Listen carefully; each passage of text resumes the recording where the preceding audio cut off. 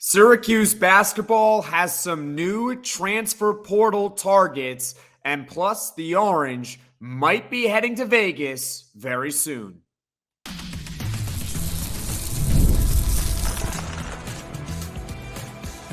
You are Locked On Syracuse, your daily podcast on the Syracuse Orange. Part of the Locked On Podcast Network, your team every day.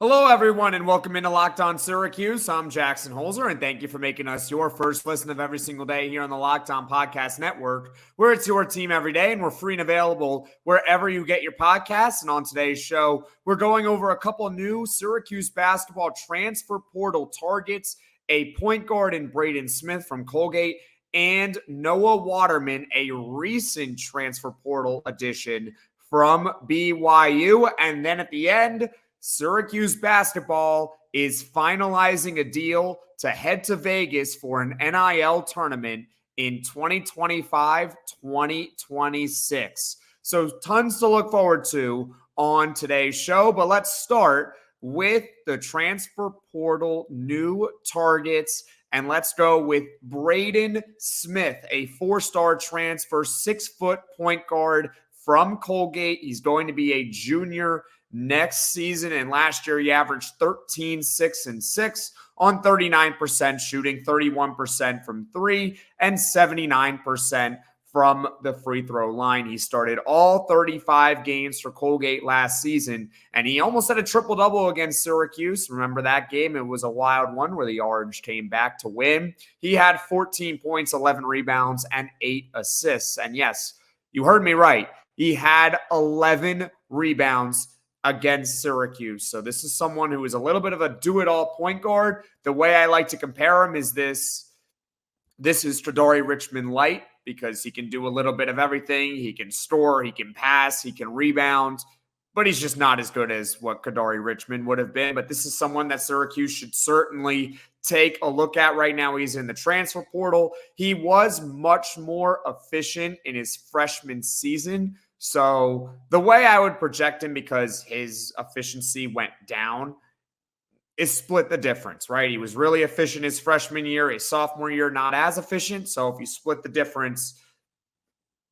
I think it would be pretty solid for Syracuse if he were to obviously come to the Orange. Some of his strengths include that he is pretty good at finishing around the rim. And for someone that is 6 feet, hey, he shoots 50% around the rim. Let me repeat that. Braeden Smith, a 6-foot point guard, is a 50% shooter around the rim. Think about all the big, tall trees that are at the basket, and this guy can shoot at a 50% clip, and he's only 6 feet tall, so that's pretty impressive.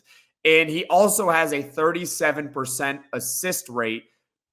All that means is that he is a really good passer. This is someone that can really distribute the basketball. He also has solid athleticism. He can get into the paint, obviously, and he can score in the pick and roll.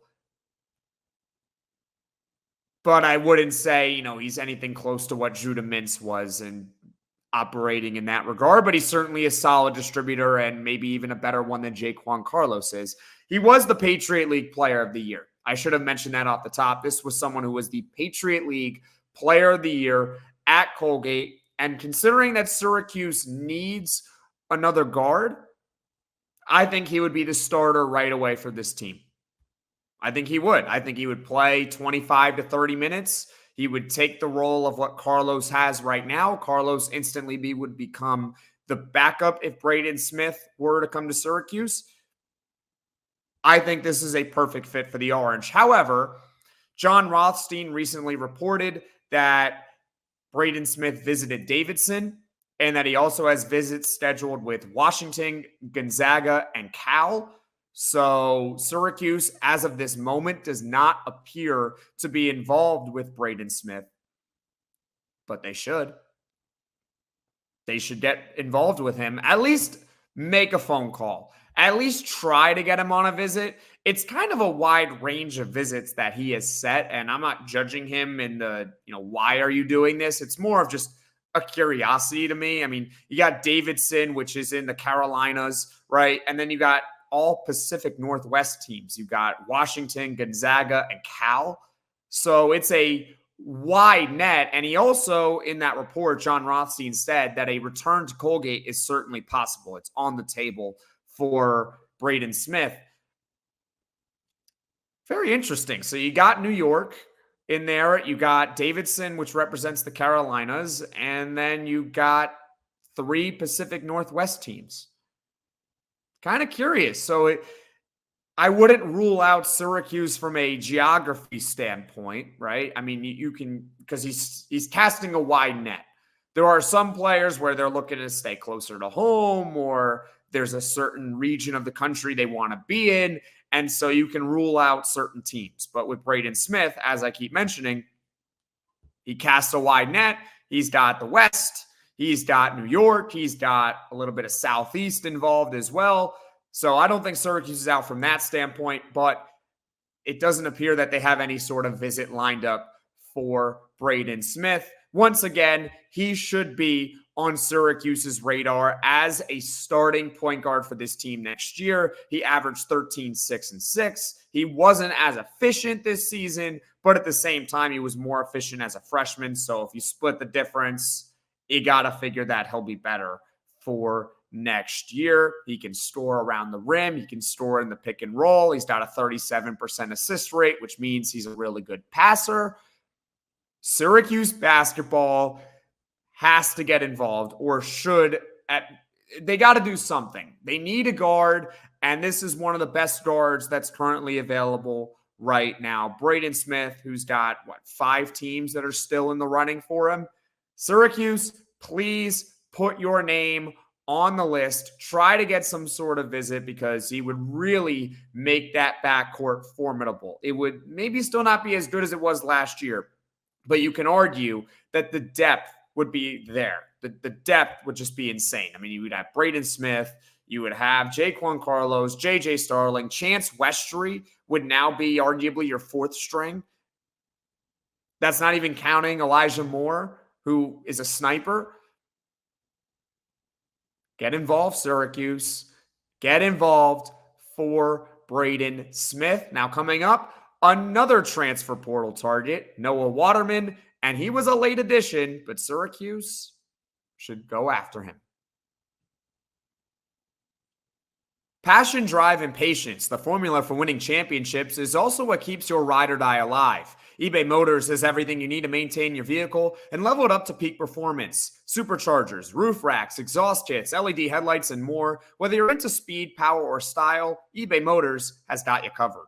With over 122 million parts for your number one ride or die, you'll always find exactly what you're looking for. And with eBay Guaranteed Fit, your part is guaranteed to fit your ride every time or your money back. Because with eBay Motors, you're burning rubber, not cash. With all the parts you need at the prices you want, it's easy to make your car the MVP and bring home huge wins. Keep your ride or die alive at ebaymotors.com. Eligible items only. Exclusions apply. eBay Guaranteed Fit. Only available to U.S. customers.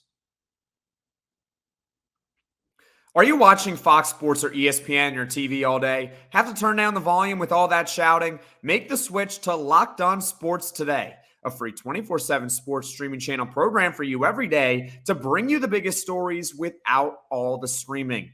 Locked On Sports Today brings you can't-miss analysis, opinions, and news, streaming 24/7 on YouTube or the free Amazon Fire TV channels app. Part of the Locked On Podcast Network, your team every day. Welcome back, everyone, into Locked On Syracuse. I'm Jackson Holzer, and on today's episode, we're going over a couple new transfer portal targets for Syracuse and who they should certainly go after. And then later on, Syracuse is finalizing a deal to head to Vegas in a couple years, so stay tuned for that. We talked about Braeden Smith on the last segment. Now let's talk about Noah Waterman, a 6'11" forward from BYU. He is entering his 6th year of college basketball. He redshirted his freshman season, and then he's gotten extra years of eligibility. He entered the transfer portal, very, very recently, after the portal had already closed. And so I want to be 100% clear with everyone if they are confused. The reason Noah Waterman was allowed to enter the transfer portal after it had closed was because his coach, Mark Pope, left for Kentucky, which means everyone on BYU gets a 30-day extension to enter the transfer portal. And you got to figure that if there's a big change within the program, I believe these athletes deserve more time to put their name in the transfer portal. I think it's a good rule. And so Noah Waterman enters in late, and that's that. So just to be perfectly clear with why he was allowed to enter into the transfer portal after it was closed. Now, he is from Savannah, New York, which is less than an hour from Syracuse. For what it's worth, do what you want with that information. He's sort of from the area. And last year, he averaged 10 points and 5 rebounds a game on 46% shooting and 37% from the three-point line. He is a 6'11" forward. So almost 7 feet tall, shooting 37% from three, 81% from the free throw line, and he started all 33 games for BYU on 24 minutes a night. And what I love about him is that he is proven in the Power 5, and he has basically gotten better every year that he has been in school, regardless of where he's been. He started at Detroit Mercy. He started at Niagara. He redshirted there. Then he transferred over to Detroit Mercy, spent a couple years there. And then he's been at BYU the last 2 seasons. And a couple years ago, he wasn't at his numbers were basically cut in half from what they were last season, which shows that he improved. And maybe there's still untapped potential with him, but at the very least, if Syracuse were to land Noah Waterman, this is someone that at the Power 5 level averaged 10 points and 5 rebounds. He can run up and down the floor, and there was that play against NC State when I was watching a little bit of highlights from him where he's just streaking down the floor. He's streaking down the floor. A teammate finds him for an open pass, and he lays it in so he can go up and down the floor as a 6'11" forward. And one of his biggest strengths is that he can catch and shoot.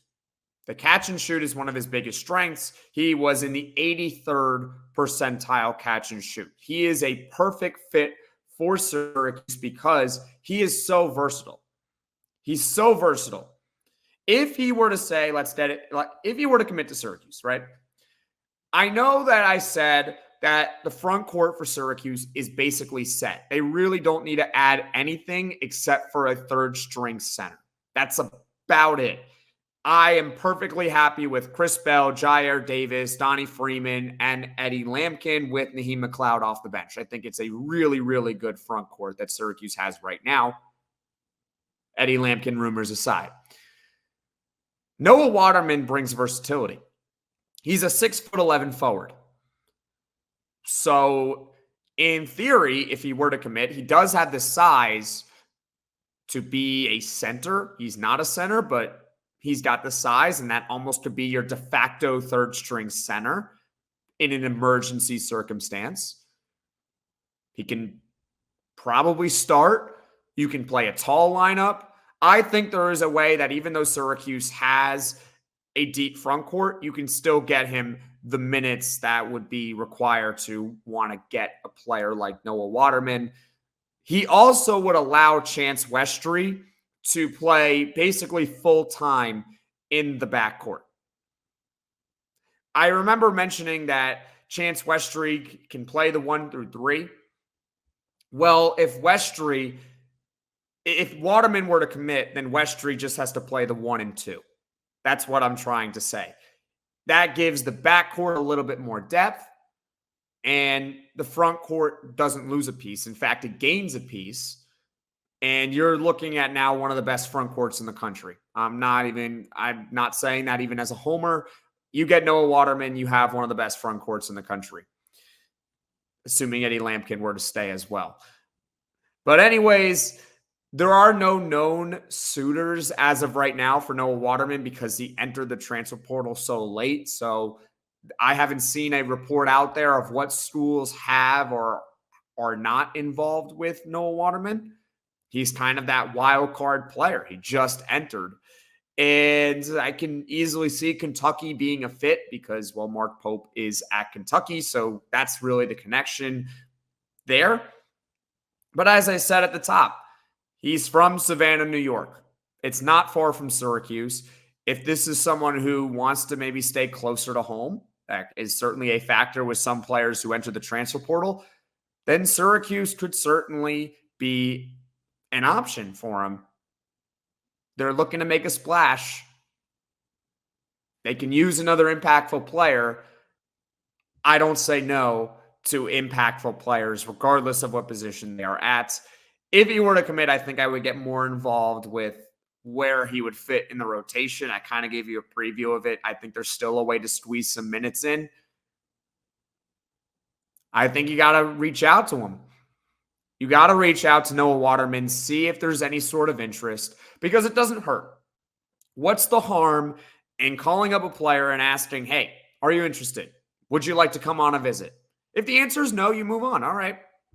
At least you reached out. You gave it a shot. But if you don't ask, you're not going to get him. He's not going to commit by just default. You got to reach out to him. He's in the transfer portal.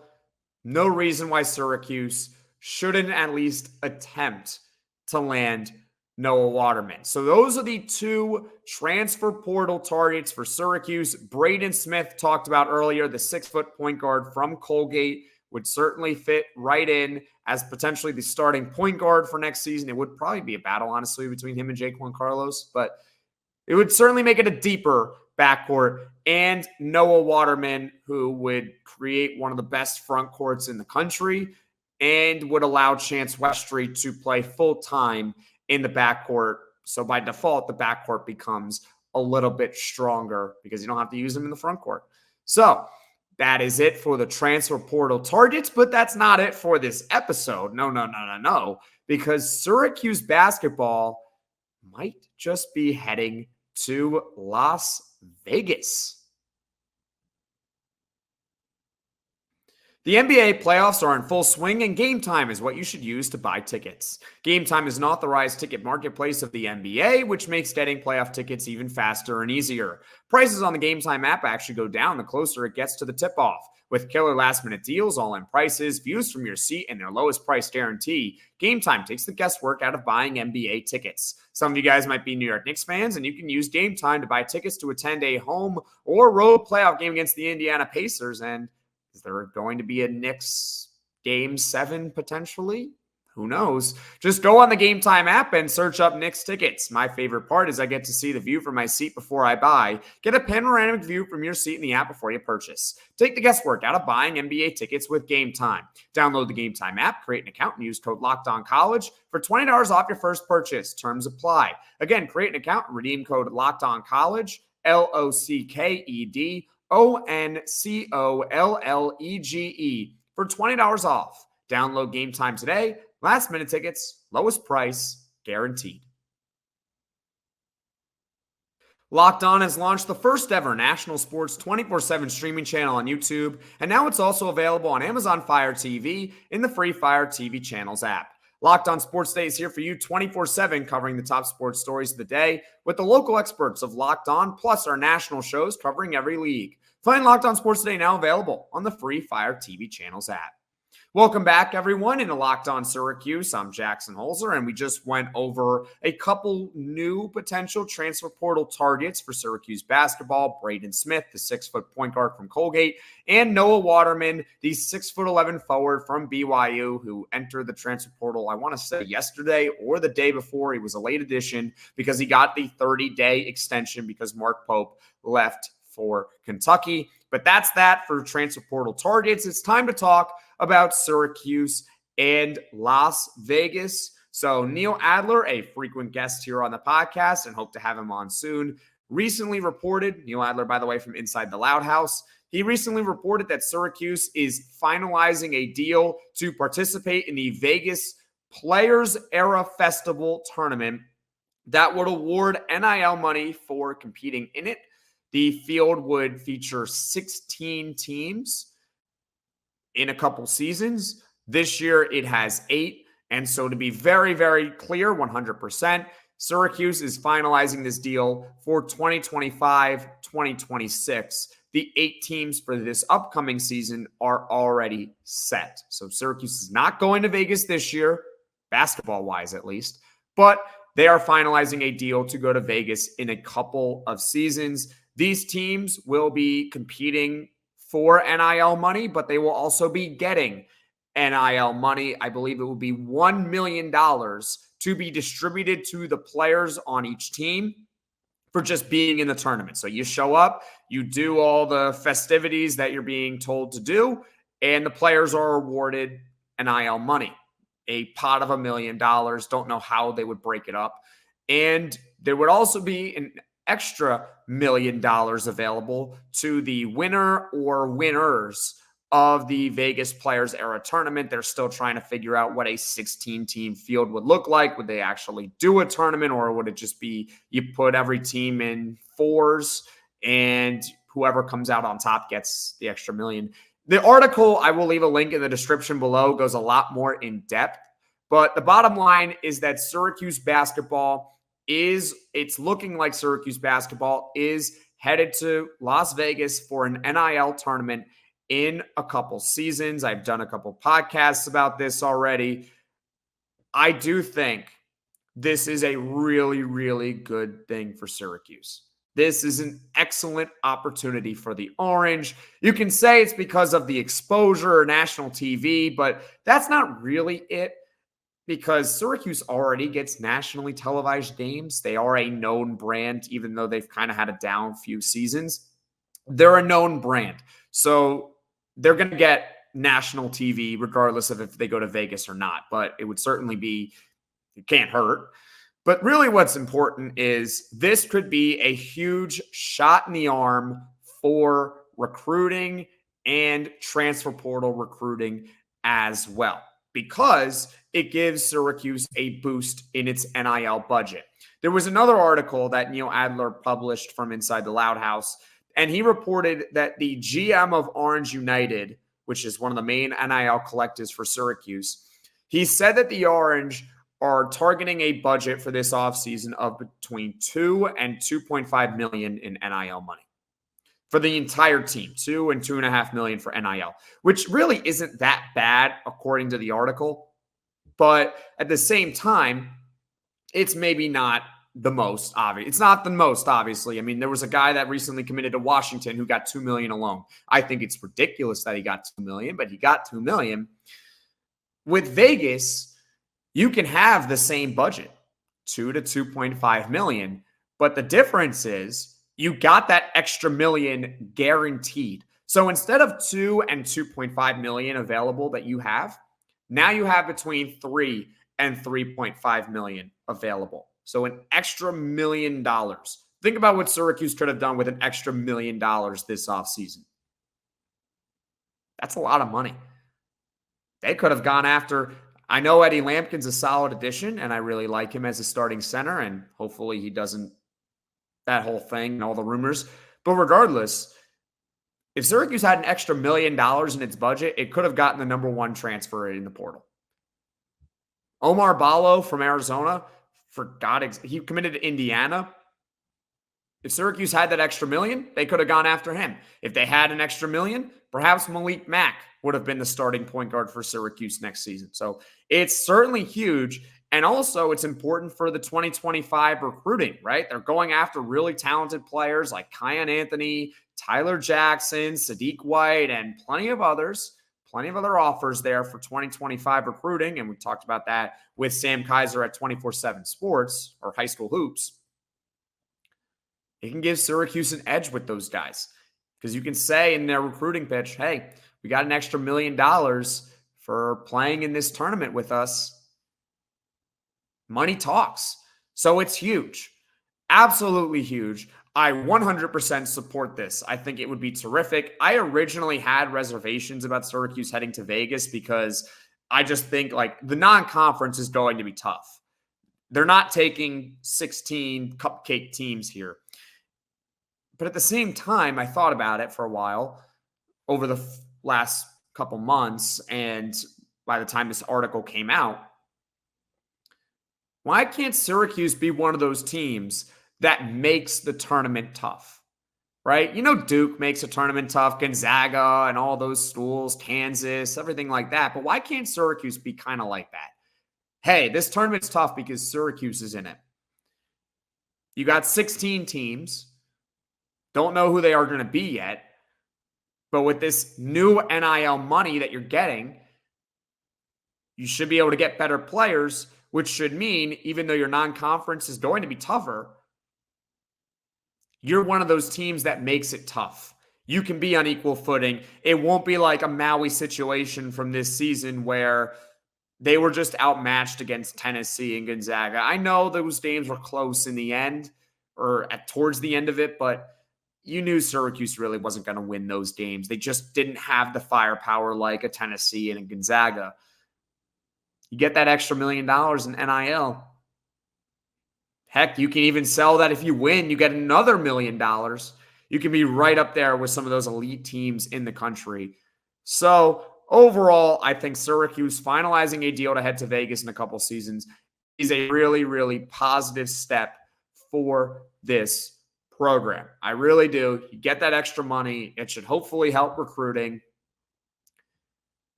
It would be really nice. I certainly would support Syracuse going to Vegas. So that is it for today's episode. Thank you so much for watching. Thank you so much for listening. And everyone, take care.